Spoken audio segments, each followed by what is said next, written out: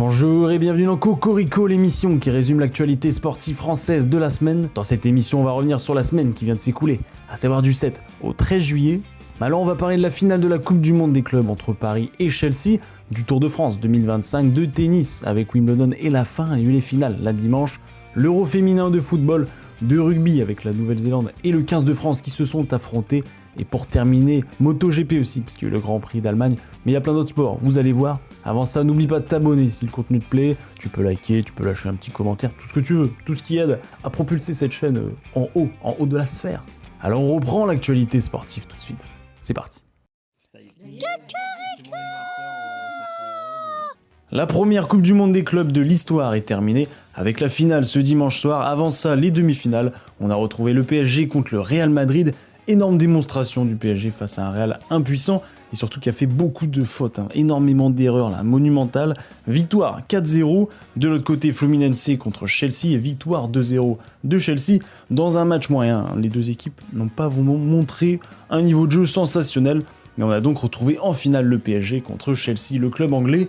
On s'attendait à une grosse fessée de Paris et on l'a eu, mais de l'autre côté, parce que Chelsea a été bien au-dessus des Parisiens toute la rencontre, physiquement, mentalement, même tactiquement, et surtout dans un Cole Palmer ultra efficace, 3-0 à la mi-temps et surtout 3-0 score final pour Chelsea, qui réalise au final une très belle saison. Ils sont 4e de Première Ligue, champion de Conference League, et maintenant champion du monde. Ça fait quand même classe sur le CV.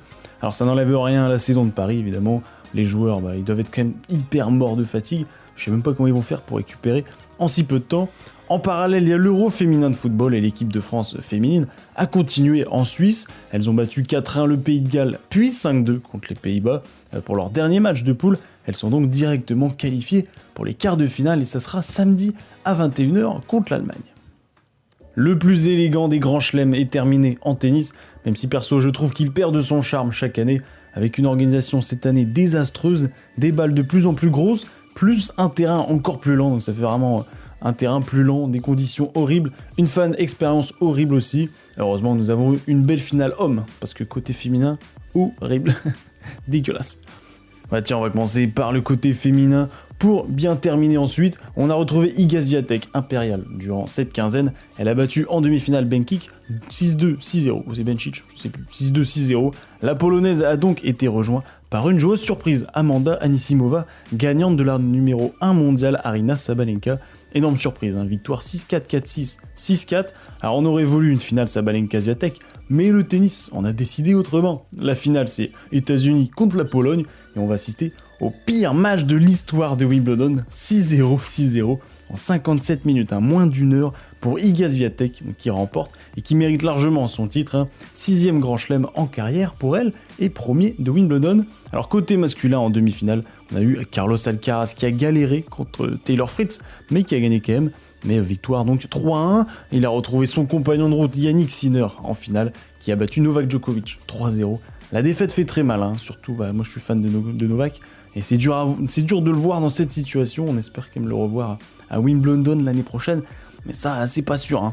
La finale nous a offert qu'un peu de spectacle malheureusement, pas autant que Roland Garros, mais ça c'est compliqué de faire mieux. Alcaraz n'a pas réussi à vraiment bien jouer, l'Italien était monstrueux, avec un mental assez impressionnant quand même, surtout après cette finale perdue à Paris 3-7-2, à plus de 5h30, c'était incroyable. Alors vous l'avez compris, Yannick Sinner a remporté son premier Wimbledon, 4-6, 6-4, 6-4, 6-4. Comme ça, c'est la même chose, c'est pas compliqué. À 23 ans, il a déjà 4 grands chelems à son actif et 3 différents surtout. Alors, voir cette rivalité prendre une maturité et évoluer, je trouve ça génial quand même, on a de la chance. Alors, le mental qu'il faut, surtout pour revenir d'une finale parisienne comme ça et remporter 3 semaines après un autre grand chelem, c'est fabuleux quand même. Alors, on va pas retenir grand chose de ce grand chelem qui était pauvre en qualité de jeu, en rebondissement aussi. Même si on peut garder à l'esprit le retour de Swiatek quand même au haut niveau et le duel Carlos-Yannick au sommet. Alors on se retrouve pour les prochaines semaines, pour les différents tournois qui vont arriver, mais sûr que le prochain Grand Slam, ça sera dans longtemps, c'est l'US Open, fin d'année quoi. Quelques news rapides autour du marché des transferts en NBA. Il y a aussi en ce moment qui se déroule la Summer League, donc c'est tous les jeunes joueurs des équipes NBA qui s'affrontent pour préparer la saison, et notamment les jeunes français, il y en a 14. On retrouve Alexandre Sarr avec Washington qui entame sa 2e saison, il est sophomore.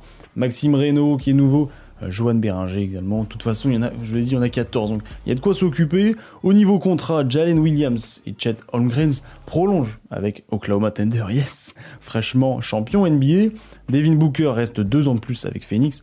Desmond Bane va à Orlando pour renforcer l'équipe de Banchero.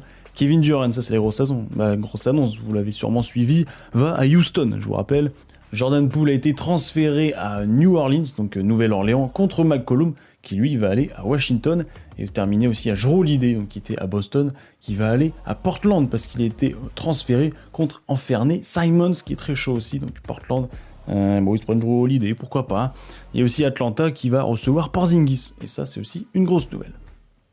Là on joue pas physique là. Ils nous dominent parce qu'ils pensent qu'on est de la merde. C'était le 11e Grand Prix pour la MotoGP en Allemagne cette semaine. Marc Marquez a remporté le sprint au samedi et empoche les 12 points. Fabio a terminé 3e.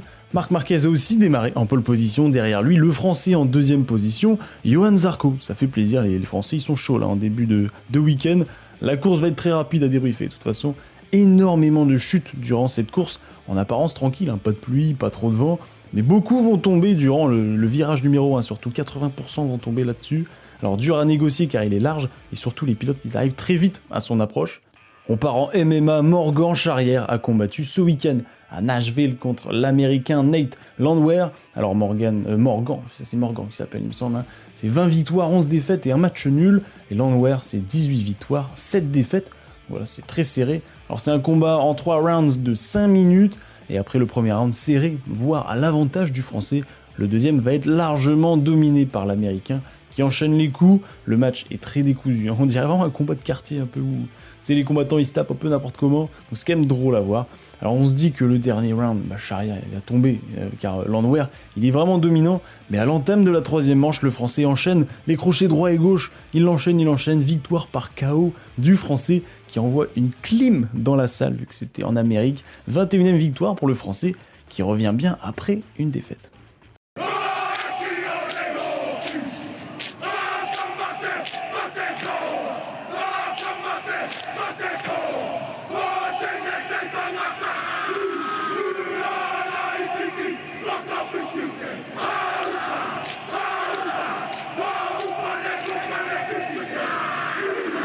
Le deuxième match test du 15 de France en rugby contre la Nouvelle-Zélande a eu lieu ce week-end, alors pas beau à voir. Alors que le premier était serré, assez serré la semaine dernière, victoire 31-27 pour les All Blacks, il n'y avait que 4 points d'écart.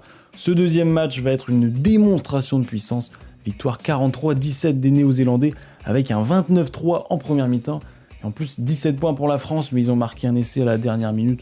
Donc voilà, c'était plus 43-10. Alors on va quand même suivre le dernier match test contre les All Blacks, encore une fois, ça sera samedi à 9h du matin.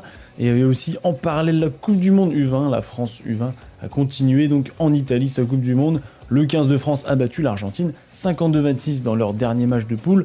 On va donc les retrouver en demi-finale de cette Coupe du Monde. Contre qui? Évidemment, la Nouvelle-Zélande, tiens.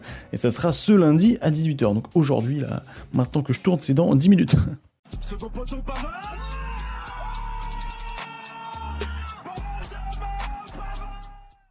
Le 112e Tour de France a continué cette semaine, alors c'était en Normandie, parce qu'ils ont quitté le Nord-Pas-de-Calais, Normandie, Bretagne, aussi dans l'ouest de la France, 9 étapes jusqu'à aujourd'hui, alors on reprend à partir de lundi dernier, j'ai essayé de vous faire ça étape par étape. On commence par l'étape numéro 3 entre Valenciennes et Dunkerque, Tim Merlier remporte le sprint final, en parallèle abandon de Jasper Philipsen qui fait une lourde chute, fracture de la clavicule, ça fait mal. L'étape numéro 4 entre Amiens et Rouen, c'est une arrivée en côte. C'est Tadej Pogačar qui remporte l'étape et qui s'empare du maillot jaune pour la première fois de ce tour. L'étape 5, c'est le contre-la-montre individuel de Caen et c'est victoire de Remco Evenepoel. On s'en doutait que c'était Evenepoel qui allait gagner, mais Pogačar arrive deuxième, pas si loin, et Vingegaard a perdu beaucoup de temps. L'étape numéro 6 en Normandie, c'est Ben Helley, l'Irlandais, qui s'impose dans une échappée qui passe 8ème au général. La 7ème étape va voir une victoire de Pogačar. La 8ème, c'est entre Sainte-Maine-le-Grand et Laval, et c'est le sprint qui est remporté par Jonathan Milan, qui est le premier Italien depuis 2019 à remporter une étape sur le Tour de France. Il récupère en parallèle le maillot vert, et Pogačar va rester en jaune avec plus de 54 secondes sur Evenepoel qui est deuxième. L'étape numéro 9, celle d'hier entre Chinon et Châteauroux. Deuxième victoire de Tim Merlier dans ce Tour de France Et en plus, il y a une longue échappée de Van Der Poel qui a tenté le coup. Il a été repris malheureusement à 700 mètres de la ligne d'arrivée. Pogačar, il conserve son maillot jaune malgré l'abandon de Joao Almeida qui est dans son équipe. Alors pour l'instant, Tadej Pogačar domine le classement donc avec 54 secondes d'avance sur Evenepoel. Et Kevin Vauquelin est 3ème, bah oui, Cocorico à plus d'une minute. Jonathan Milan est maillot vert, Tim Wellens est maillot à pois. Et Remco Evenepoel maillot blanc devant Vauquelin. Peut-être que Vauquelin va remporter ce maillot blanc. Alors évidemment, vous pouvez retrouver tout le direct du Tour de France tous les jours sur France TV, donc France 2 et France 3, parce qu'il y a toujours la bascule. On part en volée avec la National League féminin. La France a perdu 3-0 contre le Japon. Elles ont rejoué le lendemain. Nouvelle défaite 3-2 contre le Brésil. Puis encore le lendemain, elles ont joué victoire 3-1. Donc enfin, elles ont gagné contre la Bulgarie. Puis dernière victoire contre la Corée du Sud 3-1. Alors la phase de poule est terminée. La France devait terminer dans le top 8 pour se qualifier en quart de finale. Et elles ont terminé 9ème. Malheureusement, grosse déception. En parallèle, l'équipe de France a joué un match amical contre Cuba. Victoire 3-1 et les hommes vont continuer leur National League en jouant 4 matchs cette semaine. On termine par la meilleure partie, les infos rapides. L'équipe de France féminine U20 a terminé 3ème de l'Euro de basket après avoir battu la Belgique 72-47 pour le match de bronze. Autre compétition junior, c'est l'Euro de basket U20 des garçons. Et les gars, ils ont gagné leurs 2 premiers matchs et devraient se qualifier pour les phases finales, donc c'est à suivre cette semaine. Chris Paul, le joueur de NBA de 40 ans, meneur de San Antonio Spurs en ce moment, a annoncé que ça sera sa dernière saison NBA. Ça fait un peu mal. Il y a les championnats d'Europe de handball féminin en ce moment, et la France a déjà gagné un match 25-23 contre la Norvège. Il y a aussi l'Euro de beach volley qui s'est terminé pour les hommes et les femmes. Les deux équipes ont perdu en quart de finale de la compétition. Ça va être sympa à voir quand même du beach handball, donc c'est incroyable. Et pour terminer, Jimmy Gressier a terminé second du 5000 mètres de Diamond League à Monaco, donc en athlétisme. Et en parallèle, Renaud Lavillenie a fini 4ème avec un saut à 5,82 m. Je crois qu'après avoir vu ça, on peut mourir tranquille. On va le plus tard possible, mais on peut. Ah, c'est superbe. Quel pied. Ah, quel pied. Oh putain. Oh là là là là. Cocorico épisode 83 est maintenant terminé, j'espère qu'il vous a plu. Comme chaque semaine, au programme, il y a la France contre l'Allemagne, un Euro féminin, donc c'est les quarts de finale, ce sera samedi à 21h. Le 15 de France, donc je vous l'avais dit, rejoue contre la Nouvelle-Zélande, samedi à 9h du mat, donc samedi à 9h et samedi 21h, vous avez déjà vos deux rendez-vous. L'équipe de France de volley va jouer 4 matchs, je vous l'ai dit, de National League, ce sera mercredi, vendredi, samedi et dimanche. Donc voilà, vous avez plein de jours dans la semaine, 4 jours précisément. Et aussi le Grand Prix de MotoGP en République tchèque, avec peut-être le retour de Jorge Martin. La course principale, ce sera sûrement à 14h dimanche, c'est la logique, comme chaque semaine.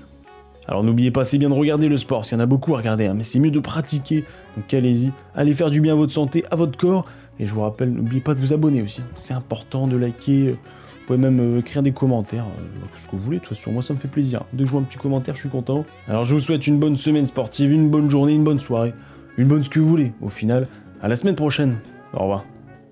Tu veux dire Cocorico ? Oui. Cocorico.